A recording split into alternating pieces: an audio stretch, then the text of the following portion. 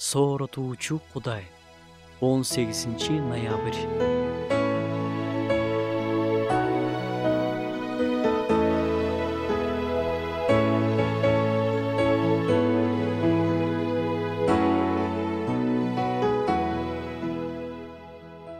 Күндө болбосо да, жумасына бир жолу атайлап эле бири-бирибизге эске сала жүрчү бир чындык бар.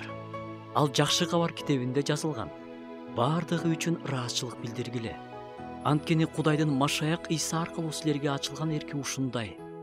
Дайыма кубангыла жана үзгүлтүксүз сыйынгыла деген сөздөр менен катар бардыгы үчүн ыраазычылык билдиргиле деген сөздү Павыл айтып жатат. Адатта биз бир нерсе үчүн ыраазычылык билдиребиз. Бирок жашообузда кыйынчылыктар болуп жатса, баары эле биз каалагандай болбой жатса, кантип ыраазычылык билдиребиз?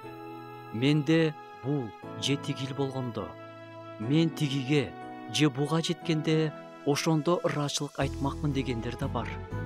Павылдын айткандарына кулак салып көрөлүчү. Мен бардыгына үйрөнгөм. Ачкачылыкка да, токчулукка да, барга да, жокко да көнгөм дейт ал. Бул сөздөрдү ал зынданда отурганда жазган. Андан ары ал мындай дейт: мага күч кубат берген Ыйса Машаяк аркылуу бардыгын кыла алам. Жүрөгүндө Ыйса жашаган адам ыраазы болгонду билет. Жашоосунда кандай гана шарт болбосун, рахмат айта алат.